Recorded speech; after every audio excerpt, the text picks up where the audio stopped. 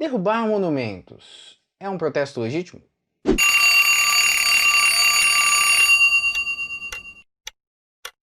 Salve jovens! Aqui é Guilherme Silva, o historiador em quadrinhos, e sejam muito bem-vindos a mais um vídeo do canal Ucrania. Recentemente, e em vários momentos da história recente, monumentos históricos foram derrubados em meio a protestos, no momento agora, o Black Lives Matter, que é um grande movimento que tem tomado proporções nunca antes vistas, ou pelo menos não parecidas com essa, tem tomado as ruas, através de diversos manifestantes que lutam por, principalmente, direitos civis mais igualitários. Durante esses protestos, então, estátuas de figuras conhecidas foram derrubadas, como é o caso de Edward Colston, lá em Bristol, na Inglaterra, e também na Inglaterra houve também depredação de uma estátua do Winston Churchill, com alegações do seu histórico racista. Essas atitudes, elas são muito emblemáticas porque, a princípio, elas têm, então, essa intencionalidade de negar uma ideologia antiquada, ou pelo menos que não cabe mais nos dias de hoje, a fim de promover determinado pensamento. Mas então, derrubar esses monumentos é de fato um protesto legítimo? Segundo o historiador francês Jacques Legoff, e perdoem o meu latim agora, a palavra latina monumentum remete à raiz indo-europeia men, que exprime uma das funções essenciais do espírito, mens, a memória, menime. O verbo monere significa fazer recordar, de onde avisar, iluminar e instruir. O monumento, então, é um sinal do passado. Atendendo às suas origens filológicas, o monumento é tudo aquilo que pode evocar o passado, perpetuar a recordação. O monumento, então, tem como características o ligar-se ao poder de perpetuação, voluntária ou involuntária, das sociedades históricas, ou seja, um legado à memória coletiva.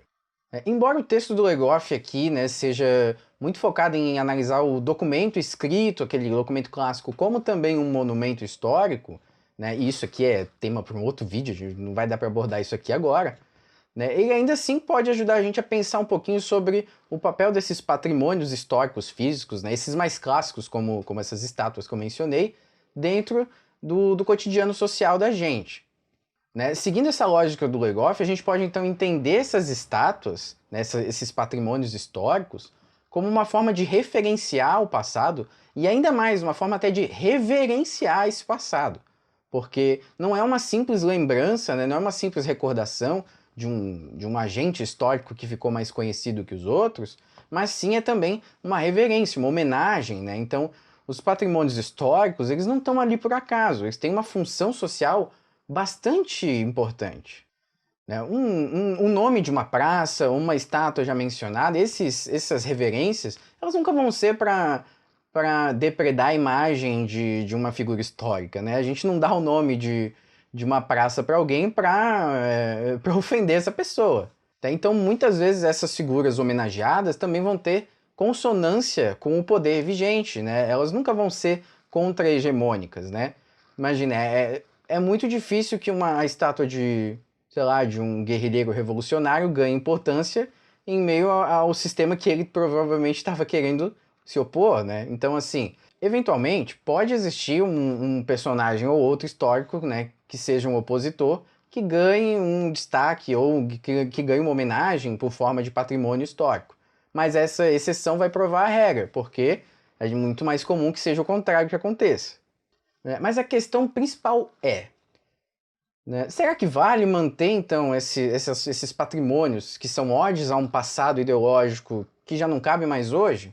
Será que vale a pena manter essa reverência? Bom, eu como historiador, eu fico dividido. Ao mesmo tempo que eu não vou sair por aí influenciando as pessoas a depredarem patrimônios históricos sem uma reflexão profunda antes, eu também não me coloco no lugar de condenar essas pessoas que estão ali ressignificando esses determinados patrimônios históricos. Afinal, a história, o passado, ele é dinâmico, Como assim? Não é tipo De Volta para o Futuro, que a gente faz uma coisa lá atrás e muda todo o futuro.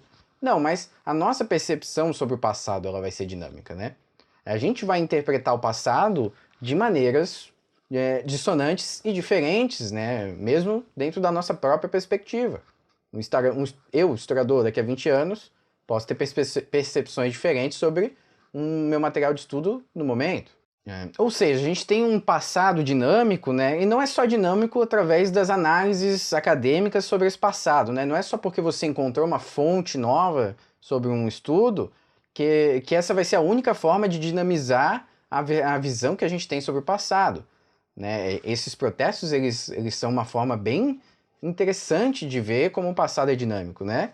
Ou seja, eu mencionei ali a estátua de um mercador de pessoas escravizadas, né? E hoje em dia as pessoas não aceitam mais esse tipo de homenagem, né, a uma figura opressora. Tem uma historiadora norte-americana, nascida no Panamá, maravilhosa.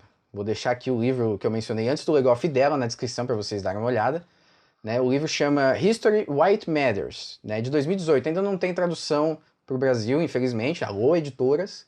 Né? Mas, né, nesse livro, ela vai então debater rapidamente sobre alguns temas muito atuais, e um deles é essa reinterpretação ou ressignificação, ou dinamização, dos monumentos históricos. Né? Ela afirma principalmente que um monumento histórico ele é carregado do quê? De ideologia, causa, reafirmação de crença, né? Ou, né, em geral, né, se a gente entender o termo aristotélico de política, né, ideais políticos. Termos aristotélicos, quanto o quê? Quanto à ressignificação. Né? A própria, então, destruição do monumento vai partir de uma escolha política. E para ela, então, toda destruição é também uma criação.